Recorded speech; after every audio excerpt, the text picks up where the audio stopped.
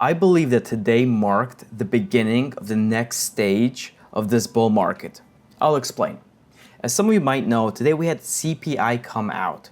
The data was great. We even had deflation clocking in, right? No one expected that, a negative number. As you look on FinViz here, we can see CPI came in at negative 0.1%. On top of that, initial claims came in lighter. That's great because that tells us, okay, the recession fears aren't materializing just yet. But what happened to Nasdaq? Nasdaq had a pop, it wasn't even that big to begin with, and then just sold off harsh all the way into the close, almost no bounce. But what happened with the Russell? Take a look at the Russell here. The Russell popped, and then popped, and then popped some more. So this was a strange day. This wasn't a general market sell-off. This was an actual rotation. A rotation from large caps into small caps. As we look at the stock heat map for Nasdaq, we can actually see where the carnage occurred in Apple, Nvidia, AMD, Microsoft. A lot of the chip stocks got hit. We have Amazon here, Tesla at 8%, right? But there's plenty of green going around, as you guys can tell. If we look at the equal weights here, right, this is a SPY, it was down 0.86%. Equal weight SPY was up 1.21%. That's a 2% spread difference between SPY and equal weight SPY. The Qs were down 2.19%. Equal weight Qs was down 0.41%. Again, that's what, like 1.8% spread between the two. Massive difference, okay? So this wasn't some freak out altogether, right? Some people can look at this and be like, wow, this could be the top, this could be the market failure. Like we expected the market to go up. The news was great, the market should go up, but it did not. And I would agree with that if it wasn't for the fact that the Russell traded so strong today. How did I play this? Well, as you can see, if I go to my orders here even though the time is not showing here, unfortunately, let me see, there we go, right? So at 9:53 in the morning, I end up going short Nasdaq, 3 contracts, nominal value of about $1.2 million. I end up covering that short, as you guys can see here at 2:09 Eastern time. At 23.93, $26,000 in profit. Truth be said, I was seeing the weakness in Nasdaq. Nasdaq began to go red as the Russell was going through. Keep in mind, by the way, I do own the Russell in my portfolio, right? So I had a great day. Ignore the daily P&Ls right now. After 6 p.m., these kind of reset, especially for the future contracts. I will say the bulk of that unrealized P&L for the Russell came today.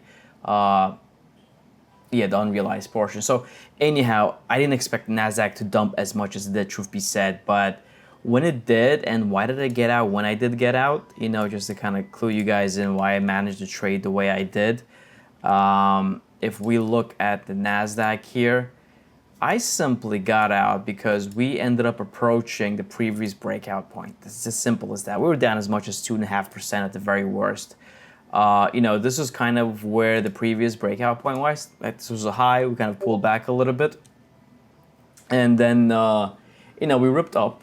We tested it kind of intraday, that first breakout. And we came back down to it. I said, you know what? Let me go long for the time being. But if the trend continues, I will get back short. I'm not looking to diamond handle anything up here. I think maybe there's going to be a relief rally. Maybe we will retrace to say 50% of this. Maybe that's what I'll take off the table. I'm not sure. But that's how I personally played it today, right? I did go short Nasdaq. I did stay long the Russell. I'm still holding the Russell. So I am bullish the Russell because I believe that the rotation from these larger caps will go into the Russell, right? We've been waiting for that to happen. If we look at data for the Commitment of Traders report, we can see that of all the US indices, the Russell is the only one that's actually set up for us to go long. Commercials, which is kind of the market makers in this case, everybody else is on the flip side of them. Everybody else was short the Russell. I mean, look at this, right? This is the Nasdaq, this is the Dow Jones, this is the S&P. Out of all 4 of these indices, the Russell was the only place where speculators were short. Sure, small speculators, which is the ones in yellow, were long, but the large speculators were short the Russell. I'm guessing they simply had a trade on where you go long the Nasdaq. Let's say you short the weakness, which is the Russell. But in this case, we saw that it's being crowded short because this is the most short that large speculators have been since about November of last year. And to no surprise, we ended up seeing this massive flow go into the Russell. But as it stands right now, I'm gonna continue having my long Nasdaq, because you guys saw I did buy it when I covered my short. I went long. I may not stay in it. You can see the unrealized P&L. That's from my long position. I'm long 2 contracts. I used to be short 3. I'm going to keep that on. If we break below today's lows, whether it's overnight or tomorrow, I will get out of it. We do have PPI data coming out. The Russell longs will remain there. I do expect a further extension of that move. If we just look at the Russell's chart altogether, I mean, I would love to see a breakout here. We've previously failed here back in March.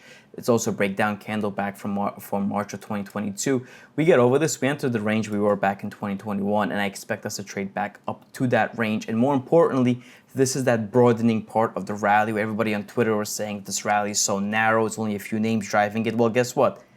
We're kind of going against that. It's a contrarian approach, and the rally is finally going to be broadening now with other names, which we kind of saw today when we look at the equal weights and when we look at the Russell. But that's all I have to share. Let's see if the rotation continues or not going into tomorrow. Tomorrow's Friday. Hopefully it does for our sake. But if you enjoyed this video, throw it a thumbs up, subscribe for more content, and good luck out there.